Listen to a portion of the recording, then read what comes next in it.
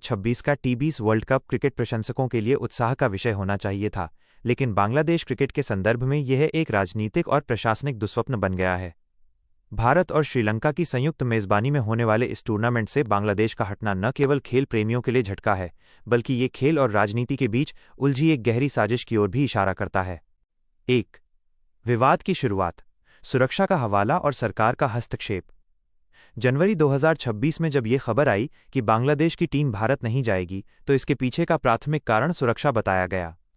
बांग्लादेश के खेल सलाहकार आसिफ नजरुल ने 22 जनवरी को मीडिया के सामने स्पष्ट रूप से कहा था कि सरकार ने टीम को भारत न भेजने का निर्णय लिया है। उस समय तर्क ये दिया गया था कि अंतर्राष्ट्रीय क्रिकेट परिषद (ICC) ने खिलाड़ियों की सुरक्षा को लेकर कोई ठोस लिखित आश्वासन नहीं दिया है। सबसे चौंकाने वाली बात यह थी कि उस वक्त नजरुल ने यह स्वीकार किया था कि ये फैसला सरकार का है और खिलाड़ियों से इस बारे में सलाह तक नहीं ली गई थी, बस उन्हें सूचित कर दिया गया था। 2. यू टर्न, 10 फरवरी का चौंकाने वाला बयान। ठीक 19 दिन बाद 10 फरवरी को कहानी पूरी तरह बदल गई। आसिफ नजरुल ने अपने पिछले बयान से पल्ला झाड़ते हुए एक नया दावा पेश किया। अब उन्होंने कहा कि ये निर्णय सरकार का नहीं, बल्कि बांग्लादेश क्रिकेट बोर्ड (BCB) और स्वयं खिलाड़ियों का था। नजरुल के नए बयान के मुख्य बिंदु: ये फैसला राष्ट्रीय सम्मान और देशहित में लिया गया। खिलाड़ियों ने देश की प्रतिष्ठा के लिए वर्ल्ड कप जैसे बड़े मंच का बलिदान दिया। सरकार ने केवल बोर्ड के फैसले का समर्थन किया है। 3. विरोधाभास, जिम्मेदारी से बचने की कोशिश।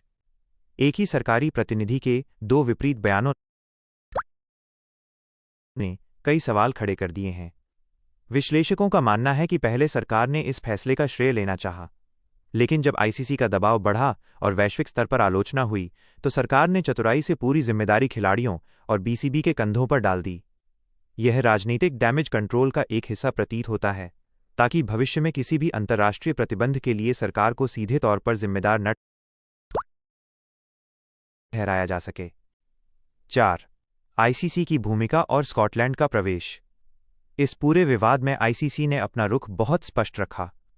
बांग्लादेश की मांग थी कि उनके मैचों को भारत से हटाकर श्रीलंका शिफ्ट किया जाए, लेकिन ICC ने इसे सिरे से खारिज कर दिया। ICC का तर्क था: 1. भारत ने सुरक्षा के विश्वस्तरीय इंतजाम किए हैं। 2. शेड्यूल में आखिरी वक्त पर बदलाव करना लॉजिस्टिक रूप से असंभव है। 3. नियम सभी देशों के लिए समान हैं। जब बांग्लादेश ने हाथ पीछे खींच लिए, तो ICC ने बिना देर किए स्कॉटलैंड को उनकी जगह टूर्नामेंट में शामिल कर लिया। हालांकि नजरुल का दावा है कि ICC ने बांग्लादेश को कोई सजा नहीं देने और भविष्य में बड़े टूर्नामेंट की मेजबानी देने का वादा किया है, लेकिन क्रिकेट विशेषज्ञ इसे केवल एक सांत्वना पुरस्कार के रूप में देख रहे हैं। 5. क्या खिलाड़ियों की वास्तव में कोई भूमिका थी? यह सोचना थोड़ा कठिन है कि कोई भी पेशेवर खिलाड़ी अपने करियर के सबसे बड़े टूर्नामेंट को स्वेच्छा से छोड़ना चाहेगा। खेल जानकारों का मानना है कि BCB और खिलाड़ियों को मोहरा बनाया जा रहा है। यदि ये खिलाड़ियों का सामूहिक निर्णय होता, तो सीनियर खिलाड़ियों की तरफ से अब तक कोई आधिकारिक बयान जरूर आता। ये पूरी स्थिति बांग्लादेश क्रिकेट के आंतरिक प्रशासन में चल रही खींचतान और बाहरी राजनीतिक दबाव की ओर इशारा करती है। 6. निष्कर्ष: क्रिकेट की हार। अंततः नुकसान केवल क्रिकेट का हुआ है।